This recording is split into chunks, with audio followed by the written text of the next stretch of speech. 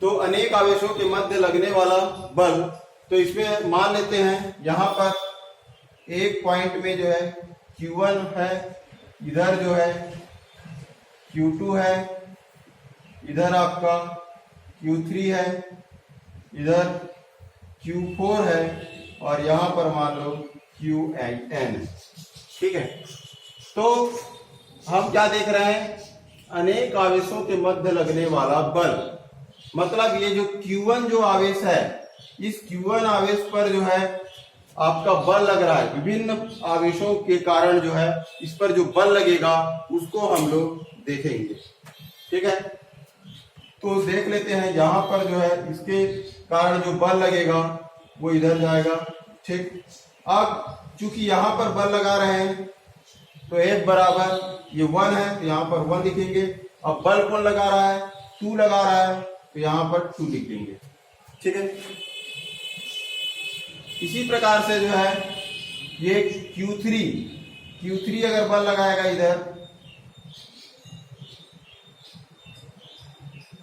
ये तो ये इधर जाएगा, तो यहां पे क्या हो जाएगा, बल Q1 पे लगाया है तो F1 लगा कौन रहा है, 3 लगा रहा है तो F3। ठीक, इसी प्रकार से जो है अगर इधर से बल लग रहा है तो ये हो जाएगा F1 और कौन लगा रहा है बल, 4 लगा रहा है तो F4 हो जाएगा। ठीक है, अगर यहां पे रख दूं Qn को तो Q1 इस पर बल लगा रहा है और ये बल इधर जाएगा तो क्या हो जाएगा F1n। ठीक, क्लियर, यहां पे समझ में आया F12, F13, F14 और F1n कैसे लिखे और क्यों लिखे, है ना। तो ये आपको जो है समझना जो है जरूरी है। ठीक है, तो मान लेते हैं ये आपका जो है 2 पॉइंट है, ये Q1 है और ये Q2 है। तो Q2 जो है Q1 पर जब बल लगा रहा है ना, माइक बंद कर दीजिए। Q2 जो है Q1 पर जब बल लगा रहा है तो इसको हम लिखेंगे F। Q1 पर बल लग रहा है तो ये आ जाएगा पहला, जो बल लगाएगा उसको हम दूसरा में लिख देंगे। ठीक है, तो ये इस प्रकार से आ जाएगा। तो इसी प्रकार से इसको लिखा गया है, ये Q2 जो है Q1 पर बल लगा रहा है इसलिए F12 और ये जो है F13, F14, F13, ये सब जो है इस तरीके से जो आएगा लाइन से। तो अभी हम क्या देखे थे, 2 बिंदु आवेशों के मध्य लगने वाला जो है बल देखे थे। अब यहां पर क्या हो रहा है कि इस एक आवेश पर Q1 पर अनेक जो है आवेश हैं, उनके द्वारा जो है बल लग रहा है। ठीक है, तो इन सभी बलों का जो योग होगा वही जो है Q पर लगने वाले बल का जो है परिणामी होगा। ठीक, एकदम क्लियर है। तो हम इसको लिख सकते हैं कि F1 पर जो बल लग रहा है वो आपका होगा F12 plus F13 plus F14 plus ... F1n। ठीक, क्लियर है कि नहीं है यहां तक?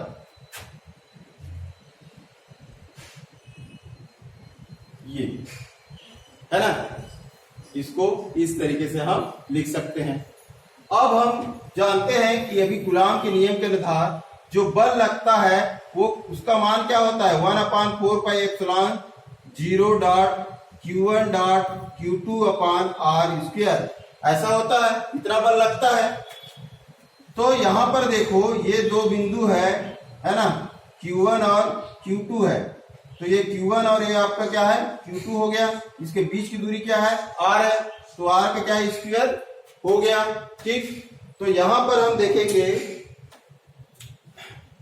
ये इन दोनों के बीच की दूरी को हम इसको लिखेंगे R12, यहां पर की दूरी को R13 और ये हो जाएगा R14 और ये हो जाएगा R1n। ठीक है, ये अब यहाँ पर जो डिस्टेंस है, दूरी है, उसकी दिशा बताने के लिए एक आर कैप ऐसा जो है लिखते हैं, है ना, डायरेक्शन जो है बताने के लिए। तो इसको हम ऐसा कर सकते हैं, देखो अगर मैं इस वाले बल को लिखूं, F12 बल के बारे में बताऊं, है ना, इसके आधार पे क्या हो जाएगा, F12 का मान क्या होगा, 1/4πε0 डॉट Q1 Q2, है ना। तो यहां पे है Q1 है ये, डॉट ये क्या है, Q2 है, बटे R, तो R क्या है, 1 2, यहां पे लिख दूंगा 1 और 2। अब एक दिशा बताने के लिए R केप लगा दूंगा, R केप, ठीक, और यहां पे लिख दूंगा 1 2। ये क्लियर है क्या, ये कैसे आया, 1 2 का मान कैसे आया, समझ में आया कि नहीं आया आपको। तो F12 का मान जैसे निकाला हूं उसी प्रकार से हम F13 का मान भी निकाल सकते हैं। तो F13 का मान मैं निकालूंगा, मान लो F13, तो क्या हो जाएगा, 1/4πε0 डॉट Q1। अब Q2 के जगह में क्या हो जाएगा, Q2 के जगह में Q3 हो जाएगा, तो ये हो जाएगा Q3 बटे R1, R2 की जगह क्या हो जाएगा, R3 हो जाएगा, ये हो जाएगा R3। अब यहां पर जो है क्या हो जाएगा, R13 कैप। क्लियर है, क्लियर है कि नहीं, किसी को डाउट है क्या इसमें। तो इसी प्रकार से सब का निकाल लेंगे, इसका सब का जो है मान जो है निकालेंगे। तो सब के मान को इसमें जोड़ दो, तो जो आएगा वो Q1 पे लगने वाले बल का मान होगा, ठीक है। तो अब इसको हम ऐसा जो है लिख सकते हैं,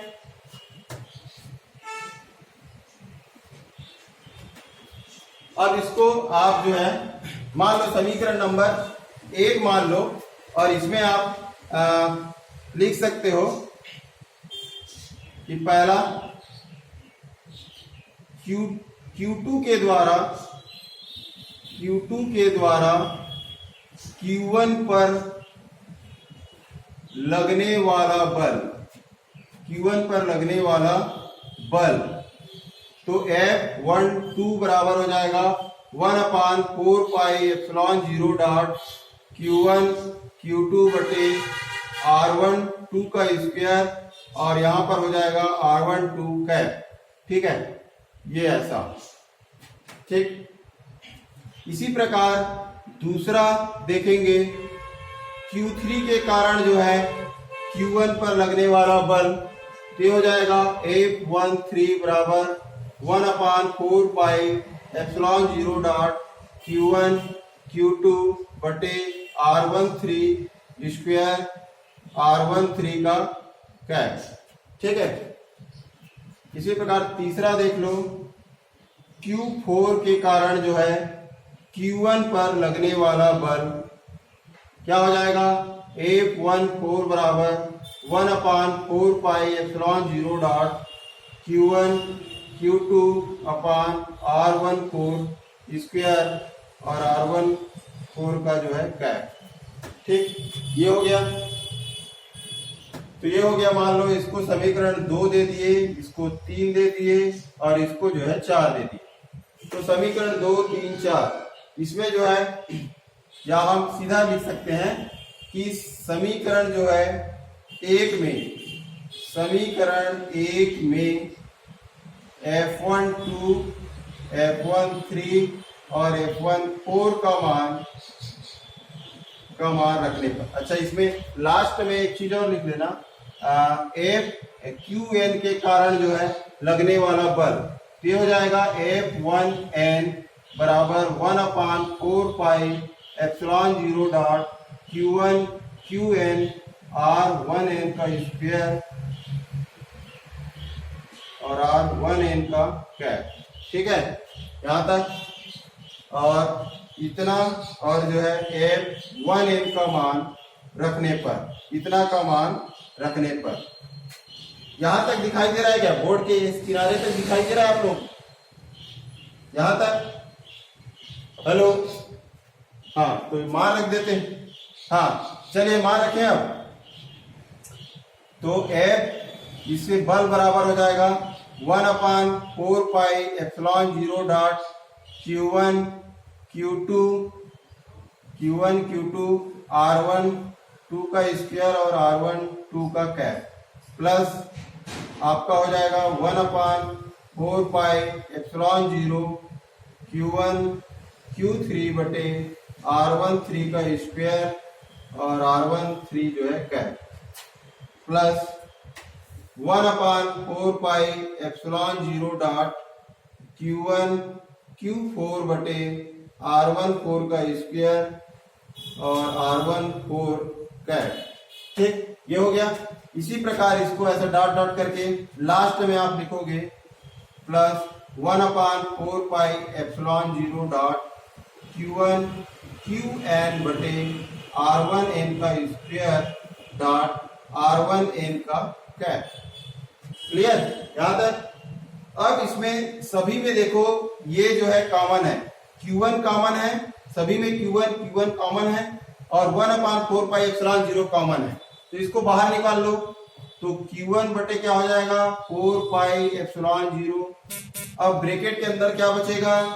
ब्रैकेट के अंदर बचेगा यहाँ पर Q2 और यहाँ पर बचेगा R1 2 का स्क्वायर R1 2 का कैप, प्लस यहाँ पे बच जाएगा Q3 R1 3 का स्क्वायर R1 3 का कैप, प्लस यहाँ पे बच जाएगा Q4 और R1 4 का स्क्वायर R1 4 का कैप, प्लस यहाँ पे डॉट डॉट डॉट करके लास्ट में लिखोगे Qn बटे R1n का स्क्वायर बटे R1n का कैप। क्लियर? अब इसको हम ऐसा लिख सकते हैं Q1 बटे 4πε0, ये ऐसा I बराबर जो है 2 और I बराबर 2 से I बराबर जो है n तक। ठीक है, I बराबर जो है 2 से जो है n तक, I बराबर 2 से n, इसको नहीं लिखोगे तो चलेगा n, I बराबर 2 से n तक। अब इसमें हम यहाँ पर Q है तो Q में I कर दो बटे R1। ये इसमें देखो, इसमें 1 जो है, सभी में 1 जो है परिवर्तित नहीं हो रहा है, केवल कौन सा परिवर्तित हो रहा है? ये वाला बाद वाला 2 3 4, तो 1 को 1 ही लिखेंगे, इसके बाद जो आएगा वहां पे I लगा देंगे। ठीक, ये हो गया। अब इंटू R में भी देखेंगे, R जो है R1 जो है सभी में कॉमन है, तो R1 ये बदल रहा है 2 3 4, तो इसको जो है I करेंगे और एक कैप। ठीक है, तो ये यहां तक जो आएगा। समझ आया क्या?